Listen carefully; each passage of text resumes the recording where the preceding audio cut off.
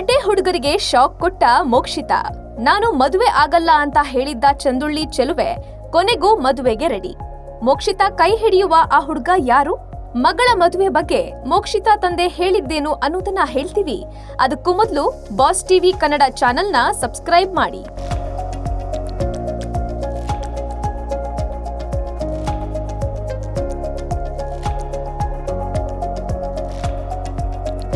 ಕನ್ನಡದ big reality show big boss season 11ರ ಸ್ಪರ್ಧಿ ಮೋಕ್ಷಿತಾ ಪೈ ಅಭಿಮಾನಿಗಳಿಗೆ ಗುಡ್ ನ್ಯೂಸ್ ಕೊಟ್ಟಿದ್ದಾರೆ. ಸ್ವಾಭಿಮಾನಿ ಮೋಕ್ಷಿತಾ ಪೈ ಅಂತಲೇ ಫೇಮಸ್ ಆಗಿರೋ ನಟಿ ಬಿಗ್ ಬಾಸ್ ಶೋನಿಂದ ಆಚೆ ಬಂದ ಬೆನ್ನಲ್ಲೇ ಸಿಹಿ ಸುದ್ದಿ ಕೊಟ್ಟಿದ್ದಾರೆ. ಹೌದು, ಬಿಗ್ ಬಾಸ್ ಮನೆಗೆ ಬಂದಾಗ ಮೋಕ್ಷಿತಾ ಪೈ ನಾನು ಸ್ವಾಭಿಮಾನಿ, ನನ್ನ ತಮ್ಮ ಅಂಗವಿಕಲ, ಮದುವೆ ಆಗಿ ಗಂಡನ್ ಮನೆಗೆ ಹೋದ್ರೆ ತಂದೆ ತಾಯಿಯನ್ನ ನೋಡ್ಕೊಳ್ಳೋರು ಯಾರು? ಹೀಗಾಗಿ ನಾನು ಮದುವೆನೇ ಆಗಲ್ಲ ಅಂತ ಬಿಗ್ ಬಾಸ್ ಅಭಿಮಾನಿಗಳಿಗೆ ಶಾಕ್ ಕೊಟ್ಟಿದ್ರು.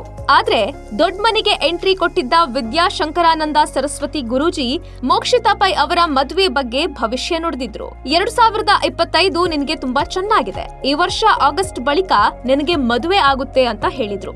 ಸದ್ಯ ಈ ಮಾತಿನಂತೆ ಮೋಕ್ಷಿತಾಗೆ ಕಂಕಣ ಭಾಗ್ಯ ಕೂಡಿ ಬಂದಿದೆ ಎನ್ನಲಾಗಿದೆ. ಬಿಗ್ ಬಾಸ್ ಮನೆಯಿಂದ ಹೊರಬಂದ ಬಳಿಕ ಮೋಕ್ಷಿತಾ ಸ್ನೇಹಿತರ ಮದುವೆ ಹಾಗೂ ಪ್ರವಾಸ ಅಂತ ಬ್ಯುಸಿಯಾಗಿದ್ದಾರೆ. ಆಗಾಗ ಪ್ರವಾಸಕ್ಕೆ ತೆರಳಿದ ಫೋಟೋಗಳನ್ನ ಮೋಕ್ಷಿತಾ ತಮ್ಮ ಇನ್ಸ್ಟಾಗ್ರಾಂ ಖಾತೆಯಲ್ಲಿ ಹಂಚಿಕೊಳ್ತಲೇ ಇರ್ತಾರೆ. ವಿಶೇಷ ದಿನಗಳಲ್ಲೂ ಅವರು ಫೋಟೋಗಳನ್ನ ಹಂಚಿಕೊಳ್ತಾ ಸೋಷಿಯಲ್ ಮೀಡಿಯಾದಲ್ಲಿ ಆಕ್ಟಿವ್ ಆಗಿರ್ತಾರೆ. ಇದೀಗ ಮೋಕ್ಷಿತಾ ರುಚಿಯಾದ ಖಾದ್ಯವನ್ನ ತಯಾರಿಸುವ ವಿಡಿಯೋವನ್ನ ತಮ್ಮ ಯೂಟ್ಯೂಬ್ ಚಾನೆಲ್ನಲ್ಲಿ ಶೇರ್ ಮಾಡಿದ್ದಾರೆ. ಆ ಒಂದು ವಿಡಿಯೋದಲ್ಲಿ ಮೋಕ್ಷಿತಾ ಮದುವೆ ಬಗ್ಗೆ ಅವರ ತಂದೆ ದೊಡ್ಡ ಸಿಗ್ನಲ್ ಕೊಟ್ಟಿದ್ದಾರೆ.